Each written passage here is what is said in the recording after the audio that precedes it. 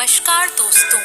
आज की कहानी है कि अपने कर्मों का फल तो भोगना ही पड़ता है। एक राजा था। वो बहुत धर्मात्मा और न्याय करने वाला था और वह भगवान का भी बहुत बड़ा भक्त था।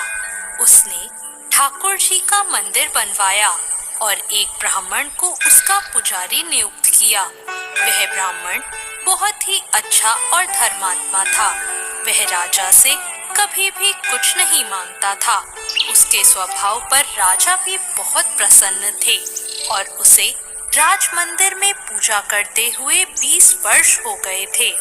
उसने कभी राजा से किसी प्रकार का कोई प्रश्न नहीं किया। फिर एक बार राजा को एक पुत्र पैदा हुआ। उसने उसे पढ़ा लिखा कर बहुत विद्वान बनाया और उसकी शादी एक सुंदर राजकन्या से करा दी। शादी की रात को राजकन्या को नींद नहीं आई और वह इधर उधर घूमने लगी। जब वह अपने पति के पलंग के पास आई तो उसने देखा कि हीरे जवाहरात से जड़ी एक तलवार वहां रखी है। उसने उस तलवार को मयान से बाहर निकाला तो वह तलवार बिजली के समान चमकने लगी।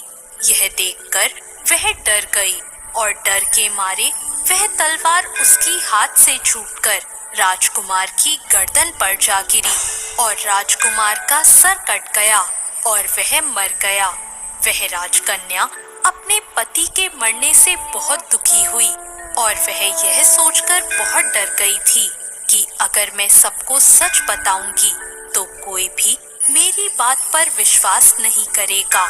सुबह होते ही राजकन्या विलाप करने लगी और कहने लगी कि मेरे पति को कोई मार गया। लोग इकट्ठा हो गए और राजा भी आ गया। राजा ने आकर पूछा, किसने मारा है? वह कहने लगी, मैं नहीं जानती वह कौन था, परंतु उसे मैंने ठाकुर जी के मंदिर में जाते हुए देखा है। राजा समेत सभी लोग ठाकुर जी के मंदिर में गए तो उन्होंने ब्राह्मण को वहां पूजा करते हुए देखा। सभी ने उसे पकड़ लिया। ब्राह्मण ने बहुत कहा कि मैंने राजकुमार को नहीं मारा, पर किसी ने उसकी बात नहीं मानी। राजा ने भी बार बार सोचा कि ब्राह्मण निर्दोष हो सकता है, लेकिन सभी के कहने पर राजा ने ब्राह्मण से कहा, मैं तुम्हें प्राण दंड तो नहीं देता, लेकिन जिस हाथ से तुमने मेरे पुत्र को तलवार से मारा है उस हाथ को काटने का आदेश देता हूँ। ऐसा कहकर राजा ने उसका हाथ कटवा दिया और इस पर ब्राह्मण बहुत दुखी हुआ और राजा को अधर्मी मानकर उसका राज्य छोड़कर चला गया। उसने फिर बहुत खोज की कि कोई विद्वान ज्योतिषी मिले तो अपने बिना किसी अपराध हाथ कटने का कारण उनसे पूछूं। फिर उसे काशी में एक विद्वान ज्योतिष मिले। वो ज्योतिष से मिलने उनके घर गया तो वो ज्योतिष वहां नहीं थे। उनकी पत्नी उनकी आलोचना कर रही थी और उन्हें बहुत भला बुरा कह रही थी। थोड़ी देर में वो ज्योतिषी घर आ गए।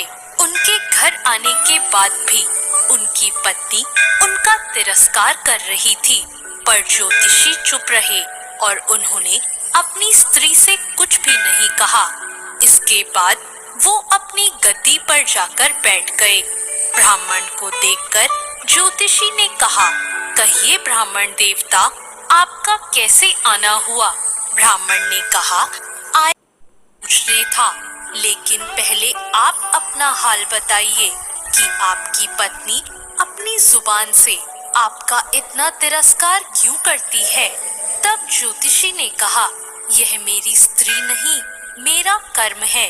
दुनिया में हम जिसे भी देखते हैं, भाई हो, पुत्र, शिष्य, पिता या कोई भी संबंधी, वो सब हमारा अपना ही कर्म है। अपना किया हुआ कोई भी काम, शुभ हो या अशुभ, हमें भोगना ही पड़ता है। इसलिए मैं अपने कर्मों को खुशी से भोग रहा हूँ। ब्राह्मण ने पूछा, आपने ऐसा क्या कर्म किया था? तो ज्योतिषी ने कहा, पूर्व जन्म में मैं एक कौवा था और आज जो मेरी स्त्री है वो एक गधी थी जिसकी पीठ पर एक फोड़ा हो गया था और फोड़े की पीड़ा से वह बहुत दुखी थी। उस फोड़े में कीड़े पड़ गए थे जिन्हें खाने के लिए मैं इसके फोड़े पर चोंच मारता था, जिसके कारण इसे असहाय दर्द होता था। एक बार इसकी पीठ पर चोंच मारते हुए मेरी चोंच इसकी हड्डी में घुस गई और यह दर्द से तड़प उठी। मैंने भी चोंच निकालने की बहुत कोशिश की, परंतु वह अटक गई और नहीं निकल सकी। इस कारण हम दोनों बह गए और बीच में ही मर गए।